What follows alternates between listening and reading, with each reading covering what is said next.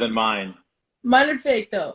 Oh, okay. So I mean, I guess technically mine could be too, here's the but real deal. they're real. It's just because I'm old. I have to wear glasses because I can't read. I'm sure Oh you my have gosh. parents that have that problem too. Oh yeah. It My dad has just glasses all the time, and I mean my vision's pretty bad. I don't know why I don't have them, but So how are things? How are you in Canada? You home? Los yeah, Angeles? I'm in Calgary, Canada right now. Uh-huh. Quarantining. It's been quite the quarantine, you know? Yeah. I feel So like it's been like a year. so I got this, and I'm not sure if you're familiar with Avenue Beat. Do you know them, Yes, the I've girls? heard their song. So they sent this amazing clock. It's Okay. it's basically just a countdown to 2021, and I think it's my new favorite thing I that want I it. that I got. I know. Here, you know what? I'll send this one to you. Okay, that Perfect. that way we can just count down to when the crap's going to be over. You know what I Yeah, mean? seriously. 2020, let's make this Yeah, year let's come to go an away. end. Let's go. Let's go. So I guess like let's just spend a little time kind of getting to know you. Obviously, Tate McRae joining us right now. If you have a question for her, drop a heart, drop a question in the box, and it looks like they are piling the questions up for you. So we'll get to those here in a bit. Yay. Um, so performing at the VMAs, Mm. That was crazy. right? Honestly, I remember I said to my mom, I did this thing like a year ago, and it was with Uh-huh. Demi Lovato, and it was for dance. And it was a thing where I was just like with her in the dress rehearsal because she saw one of my dance videos. So I was like dancing with her. I was too young though, and I said to her in the car right after, I was like, "That was the most amazing thing ever. Like, wouldn't it be cool if I ever came back here one day as an artist?" And like a year ago, like marked the day, and it was the craziest thing ever. And I just can't believe that I was actually performing there, and it was just I can't even wrap my head around it.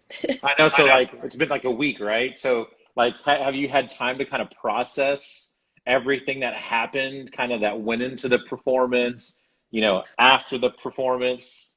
No, it was so quick, and I think I was kind of starstruck. Like even even being in the category for best new push artist, like Mm. those are some crazy artists, and I was kind of just like it went by really fast, and didn't even really expect it to happen so quickly, and then it did, and it was really surreal.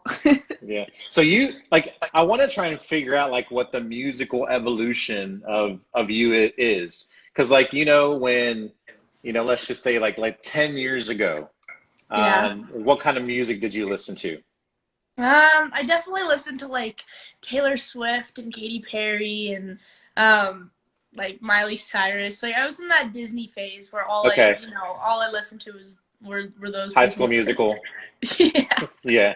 I know. I can still do the dance, something like that. Yeah. And then like maybe like early teenage years, like what were you into? Early teenage years, I actually didn't ever listen to music because I was in the studio so much, like in the dance studio, and Uh-huh. constantly surrounded by music. So I never really listened to anything because I just wanted silence as soon as I came home. You know what? That's um, funny. I mean, that actually like bring like so like one of the things that we do as people on the air is we talk for a living, right? So people in my family would always come around like, well, why aren't you talking when you come home? I'm like, I just spent four I hours talk all talking day. to America. What do you want from me? Yeah, I can imagine. Yeah. And now like what do you listen to now? Like who's like at Oh, the top of your playlist? I'm listening to a lot of Ian Dior right now, as well as like Post Malone, obviously, The Hmm. Weeknd. The genres are like all over the place. Sometimes I listen to like rap. Some days I listen to full pop. Like it really depends on what's on my Spotify playlist. Like I'm so bad at making like my own playlist that I just listen to whatever kind of thing, whatever Yeah, I I'm mean digging that month. it really does like have a whole lot to do with the mood that you're in, right? Shout No, out, totally. shout out to Ian Dior, by the way. Um, So that's good. which that song is so good. So But good. like I think about like even myself, like I like country music, hip hop, Oh, me too. Country's so good. some rock sometimes, depending on the mood that I'm in. You know what I mean? Obviously pop because that's what we're all here to do. Yeah. But yeah, I totally get it. Like, it's super. Do you think like all of those genres? Do you even think there are genres of music anymore? Because I kind of don't think there are, and I think artists like yourself start to blend those, and it's just amazing. I think. That's the thing. Like the one thing I love about Ian Dior right now is like I can't really tell what I'm listening to. Mm, It's like I don't know if it's R&B or rap or pop, but I feel like that's like the whole new thing now is it's just whatever your ear likes, and then people will either like your song or hate it. right. And I feel like I'm right now really into like I love writing pretty melodies and like really emotional lyrics, but then trappy beats. Like Mm. that's just like my favorite thing right now, and you can't really put that in a category at all. Yeah. All right. Well, let's give some of these fans a shout out because they're in here like crazy now. Shout out Okay. to Emily, Eden, Callie. What's going on? Thanks for joining. Ariel official, Hi Lavina guys. Negi. Brazil is in the house for you. I don't know if you knew that or not. Oh my gosh, that's All crazy. right. Let's get to some of these questions too. Um, so Princess Chainsaw. Wow, crazy name. Okay. What was the first song that you ever wrote? I wrote this. Okay, this is actually terrifying, but I wrote this one song called "My Own Little World" when I was like 7, and it was so bad. I remember I just like I still have it on my computer, and it haunts me to this day. Well, that's good though. Like, you should keep things like that just for as like a memory or just to even see like how far you've grown from when you first started writing music to Oh, now totally. when you turn 25. It's kind of a good Yeah. keepsake, I guess, you Oh my know? god, and they're all like I made them all on GarageBand with like mixing all of the tracks together at once. So like the like all the guitar and then like the beats, the really really intense beats, and I would sing over it with like it was disaster. All right, so Manvi has a question. Or yeah, Manvi says, do you enjoy singing more or dancing? Because you're a professional dancer as well. um, I can never ever decide because they both make me feel like their own like they're so special in their own way. I mean, when I get to dance class, I fall in love with dance all over Hmm. again. And when I get into the studio, I fall in love with singing. Like it's what I'm doing in that moment, I'm gonna love more. But like when Right. it comes to the end of the day, I will never drop any one of them because they're too close to me and I've done them my entire life. So Yeah, I mean, it's interesting. It's interesting to hear you say that because, a lot of people think or tend to believe that you kind of have to pick one or the other, but why can't yeah, you be both? Why can't you do yeah. it?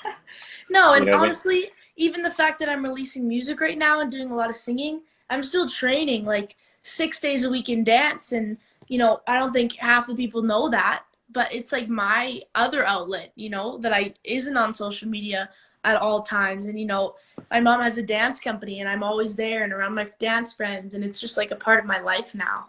Hmm. Do you think that's, like you mentioned it being kind of another outlet for you. Do you think that gives you something that writing music can't? Totally. Writing music is like super like talking. It's like therapy session. And then dancing is kind of just like you don't think about anything at all. Mhm. When you're singing, you're focusing on your issues and making a very clear perspective. When you're in the dance studio, I don't think about anything outside of my life, which is a very refreshing feeling. Just to get kind of lost in it. And I know it sounds like really cliche, but it's true. When you're really into it and have been doing it your entire life, it's like it's my safe zone. For sure. And I think, and I guess just to kind of go, some people like use working out, Oh yeah, as that therapy because you're there, you sort of get out of your own mind, stop thinking about the stresses of the day or what have you, and just focus on getting those next five reps in. Not like I do a whole lot of working out anyways, but that's what yeah. I've heard. No, it's true. It's true. This question is from it Cam F. What do you think about the success of your song "You Broke Me First"? Uh, that makes me so happy. I love writing. I just really, I'm in love with writing, and the fact that this was such a personal song to me because it was only two people in the room, like back and forth. Like I clearly remember writing each lyric and what it meant to me and how I felt when I wrote it. Hmm. Um, Seeing it get released and people connect to it is like literally the most rewarding feeling ever. It wasn't I just like the coolest thing ever is releasing a song where you can clearly remember when you figured out the idea and when you thought of it. Right. And that's like such a cool feeling to know that like anyone is interpreting it in their own way and it's relating to totally different people's lives, like, and as well as mine. So Yeah. it's crazy. I know. I mean, so like, what have you and your family just kind of sat down and like talked about what's happening to you right now? Because you really are like, kind of on that cusp of, superstardom. Forgive me for saying that, but have you guys talked about like how you would deal with that? I mean, for me, it's like in our family, we're usually go, go, go people. Uh-huh. It's kind of hard to sit down and think about things. And also, I'm just never satisfied with anything I release or anything I ever post or do. And I, always want to make it better. So it's actually super hard for me to look back at things and be like really proud of myself. Um, Mm, one of the coolest things was like the VMAs. I remember my mom gave me a talk and she was like, Tate, for the first time ever, you have to just like enjoy this and take it all in and just be really proud of yourself. And it was a hard thing to do, but you know what? It gave me really satisfied feeling just because I've worked really, really hard and it's cool to see it kind of pay off. yeah. Yeah. I mean, and sometimes like we forget about those things. Like someone told me something super scientific one time that humans retain like 95% of the bad things that they do and Yeah, only 2% of the good things that we do. And if we could reverse that, how much happier we would be in life. that's the thing. Like I think anything negative you do in your life, you're just gonna drill down on that moment and that thing, and it's gonna eat you up inside. Mm, Um, and I think it's like moving on and making sure that like you're just enjoying every second and living your life and yeah, finding moments to be proud of yourself and happy. So yeah, for sure, for sure. Totally get that. Okay, so there's another question that I can't forget. I can't remember who sent it now, but it's a very important, hard-hitting question. okay, Something that you might be judged on. Just okay. so you know, what's your favorite food? um, that was really very specific question there. My favorite food. Sounds really weird, but I'm kind of obsessed with eggs. It's like sounds really gross. No, no, Sounds it's gross, but not. I am a chef when it comes to eggs, and I will make them 3 meals a day. So, Very versatile food. Great choice. oh yeah, Great. You can have them for breakfast, lunch, or dinner, you're right. right? You can cook them any kind of way. Spot on. Excellent Like choice. excellent. Mine is sandwiches, just because there's so many different. You can have a breakfast sandwich. You can have Oh, a regular lunch sandwich. It's the it's steak true. sandwich for dinner. You know what I It's mean? really true. So, but eggs, very, very similar. Very And versatile I food. also say everyone always says toast. I actually am obsessed with toast too. I like Uh, love. I just love it. And so eggs and toast go like perfect together. they do. They do. All right, let's roll some more. Oh, there it was. Maria Matilde. She asked what your favorite food is. Okay.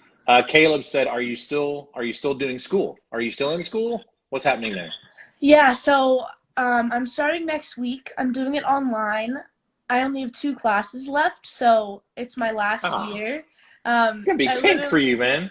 yeah, so I've literally, in grade 10, I grinded all my courses and grade 11, so I only have 2 classes left in grade 12, and then I'm fully graduated, What so what are the what are those two classes you have left? English and social. Okay. All That's right. that's what I have left. Which I mean, those are kind of like annoying subjects because Yeah. there's just so much work, but we'll grind. Yeah, we'll grind, we'll get through it. Any Yeah. any any uh any plans like for college, or are you just gonna stick with this music thing and just kind of see where it takes you? Or are I you gonna do both at the same time? I mean, obviously I'm gonna keep my options open. Like I'm gonna try. I will do well in school. I will attempt to do well in school. I won't like. But right now I kind of just want to ride this out and see because I love making music. And then when I'm in school, everything else seems terrible. Mm. So when I'm like in the studio, I feel the happiest. So I might try and see what happens there. So obviously you broke me first. That's the song that's kind of out there going right now. Yeah. And not that we've ignored all your fans because they've constantly been asking about what's new, what's next, what's coming up. La la la la la. I know Uh, that you want to focus on You Broke Me First now, but to satisfy all the fans, is there things in the works down the line? so actually, it's funny. I literally finished a fitting like five minutes before this started Hmm. because I'm filming a music video tomorrow, which I'm very excited for. And Oh, no then way.